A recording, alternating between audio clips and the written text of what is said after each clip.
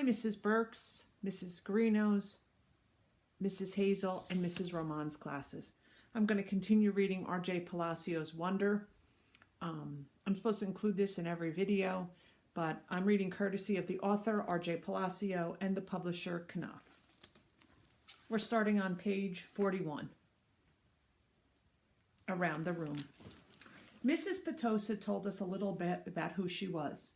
It was boring stuff about where she originally came from and how she always wanted to teach, and left her job on Wall Street about 6 years ago to pursue her dream and teach children. She ended up by asking if anyone had any questions, and Julian raised his hand. Yes, she had to look at the list to remember his name. Julian. That's cool about how you're pursuing your dream, he said. Thank you. You're welcome, he said proudly. Okay, so why don't you tell us a little bit about yourself, Julian? Actually, here's what I want everyone to do. Think of 2 things you want other people to know about you. Actually, wait a minute. How many of you kids came from Beecher Lower School? About half the kids raised their hands. Okay, so a few of you already know each other, but the rest of you, I guess, are new to the school, right?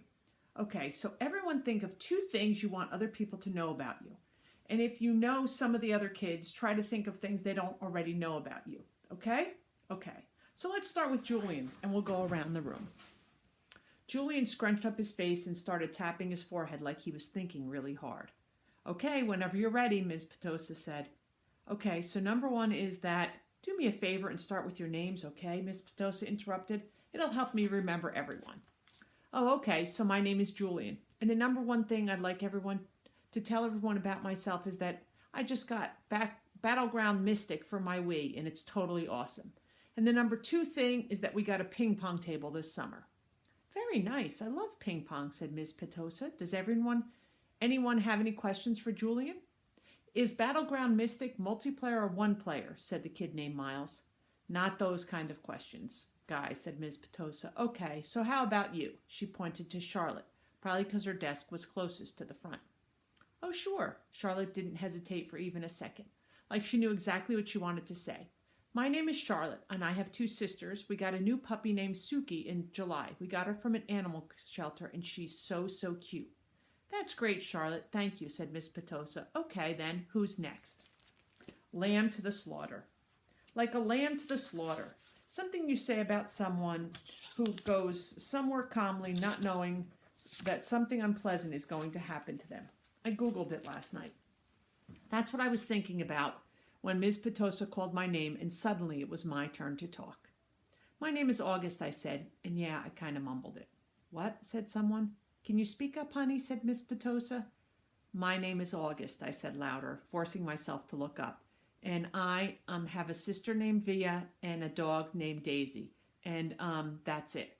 Wonderful, said Ms. Petosa. Anyone have any questions for August? No one said anything. Okay, you're next, said Ms. Petosa to Jack. Wait, I have a question for August, said Julian, raising his hand. Why do you have that tiny braid in the back of your hair? Is that like a Padawan thing? Yeah, I shrugged, nodded. What's a Padawan thing? Said Miss Petosa, smiling at me. It's from Star Wars, answered Julian. A Padawan is a Jedi apprentice. Oh, interesting, answered Miss Petosa, looking at me. So you're into Star Wars, August? I guess. I nodded, not looking up, because what I really wanted to do was just slide under the desk. Who's your favorite character? Julian asked. I started thinking maybe he wasn't so bad. Jango Fett. What about Darth Sidious? He said. Do you like him? Okay, guys, you can talk about Star Wars stuff at recess, said Miss Petosa cheerfully. But let's keep going. We haven't heard from you yet, she said to Jack. Now it was Jack's turn to talk. But I admit I didn't hear a word he said. Maybe no one got the Darth Sidious thing, and maybe Julian didn't mean anything at all. But in Star Wars Episode 3, Revenge of the Sith, Darth Sidious's face gets burned by Sith lightning and becomes totally deformed. His skin gets all shriveled up and his whole face just kind of melts. I was peeked at Julian and he was looking at me. Yeah, he knew what he was saying. Choose kind. There was a lot of shuffling around when the bell rang and everyone got up to leave. I checked my schedule and it said my next class was English, room 321. I didn't stop to see if anyone else from my homeroom was going my way. I just zoomed out of the class and down the hall and sat down as far from the front as possible. The teacher, a really tall man with a yellow beard, was writing on the chalkboard. Kids came in laughing and talking in little groups, but I didn't look up. Basically, the same thing that happened in homeroom happened again. No one sat next to me except for Jack, who was joking around with some kids who weren't in our homeroom. I could tell Jack was the kind of kids other kids like. He had a lot of friends. He made people laugh. When the second bell rang, everyone got quiet and the teacher turned around and faced us. He said his name was Mr. Brown, and when he started talking about what we would be doing this semester. At a certain point, somewhere between A Wrinkle in Time and Shen of the Sea, he noticed me but kept right on talking. I was mostly doodling in my notebook while he talked. But every once in a while, I would sneak a look at the other students. Charlotte was in this class, so were Julian and Henry. Miles wasn't.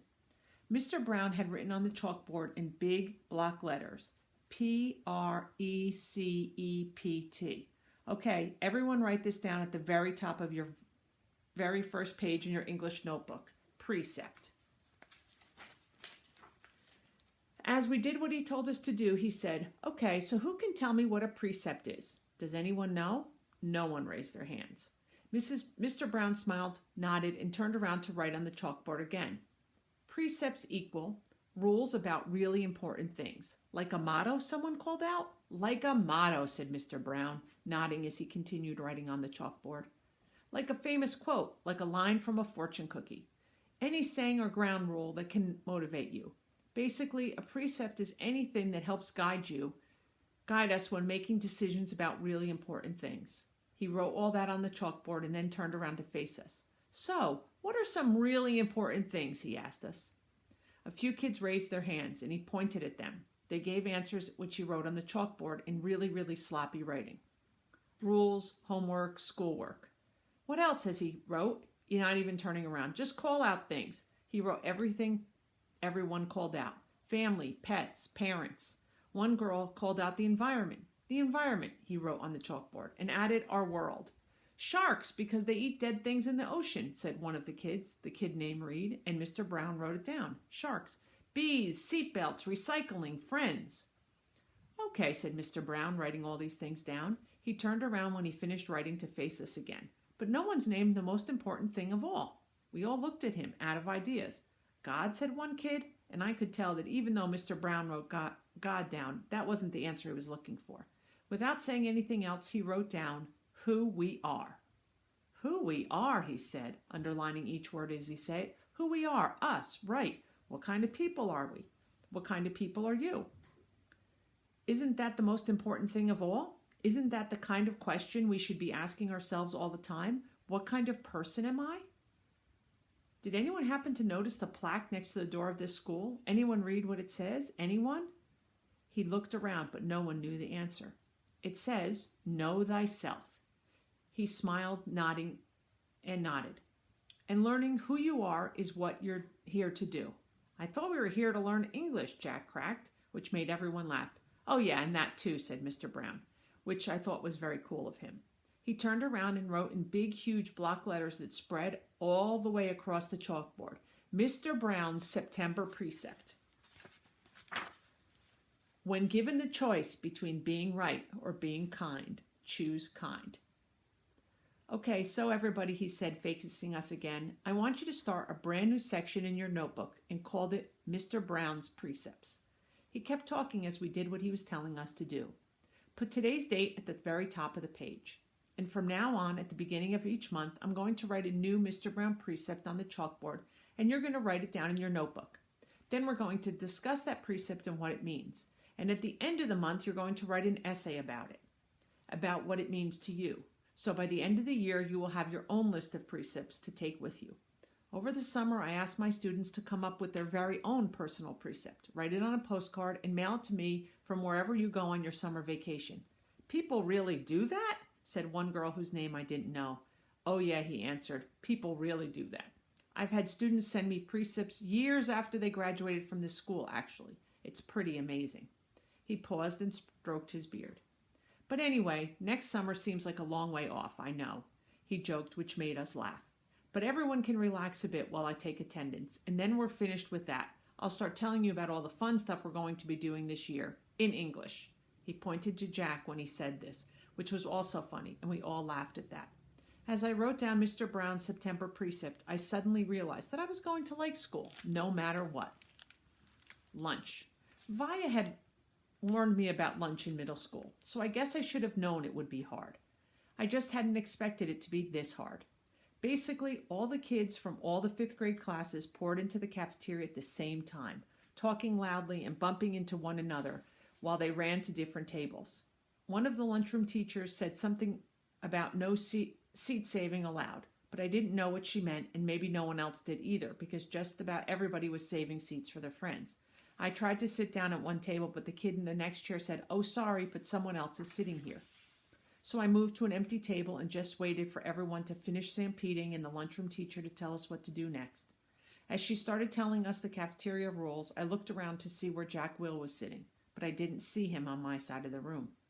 Kids were still coming in as the teacher started calling the first few tables to get their trays and stand on line at the counter. Julian, Henry, and Miles were sitting at a table toward the back of the room.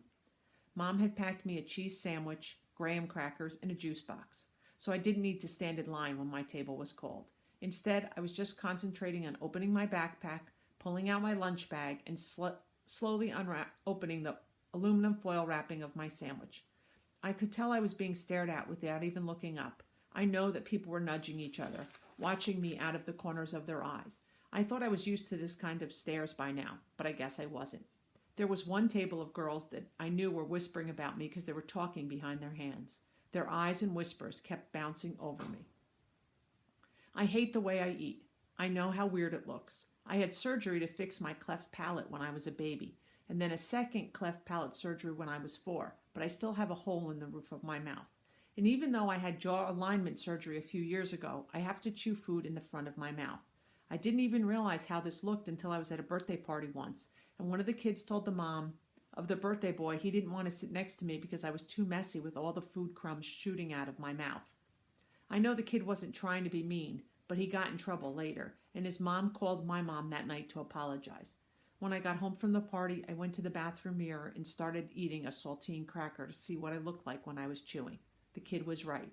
I eat like a tortoise, if you've ever seen a tortoise eating, like some prehistoric swamp thing. I will continue reading Wonder by RJ Palacio early next week. See you then.